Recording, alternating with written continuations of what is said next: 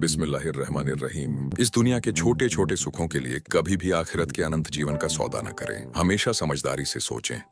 महासागर में बूंद। यह समुद्र तट पर एक शांत शाम थी।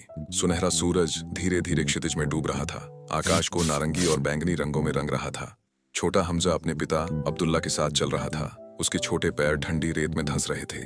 हमजा की आंखें चमक उठीं जब उसने लहरों को टकराते और पीछे हटते देखा। बाबा, उसने जिज्ञासापूर्वक कहा, लोग इस दुनिया से इतना प्यार क्यों करते हैं? बड़े घर, शानदार गाड़ियां और ये सब, अगर एक दिन हमें मरकर सब कुछ पीछे छोड़ देना है? अब्दुल्लाह ने धीरे से मुस्कुराया। उन्होंने एक छोटा कंकड़ उठाया और उसे समुद्र में फेंक दिया। ये बहुत अच्छा सवाल है मेरे बेटे। मैं तुम्हें कुछ दिखाता हूं जो पैगंबर मोहम्मद ने एक बार कहा था। उन्होंने झुककर अपनी उंगली समुद्र में डुबोई, फिर उसे उठाया। उसकी उंगली के सिरे पर पानी की छोटी छोटी बूंदें सूरज की रोशनी में चमक रही थीं। क्या तुम इस बूंद को देख रहे हो हमजा? हाँ बाबा, हमजा ने सिर हिलाया।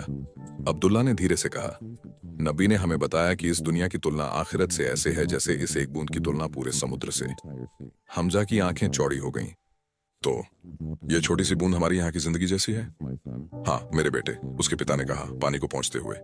ये बूंद हमारे कुछ सालों की जिंदगी, हमारा खाना, हमारा पैसा, हमारी मस्ती, ये सब उस अनंत महासागर के सामने कुछ भी नहीं है, जहां जिंदगी कभी खत्म नहीं होती और खुशी कभी नहीं मिटती।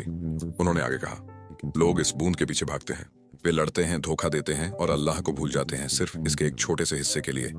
लेकिन एक समझदार आस्तिक याद रखता है कि महासागर इंतजार कर रहा है, अनंत खुशी, शांति और अल्लाह की प्रसन्नता। हमजा चुप था।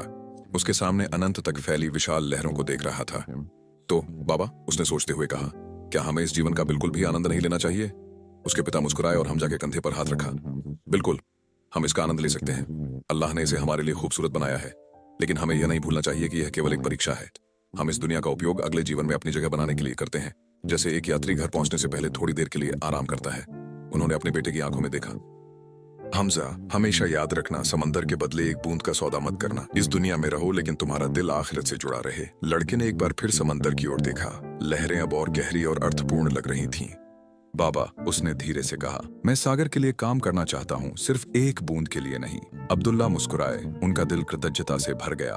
यही मेरा बेटा है, उन्होंने कहा, यही सच्ची सफलता है। जब वे घर वापस जा रहे थे, सूर्यास्त की आखिरी किरणें लहरों पर चमक रही थीं, एक मौन याद दिलाते हुए कि इस दुनिया में हर दिन समाप्त होता है, लेकिन परलोक का सागर कभी नहीं।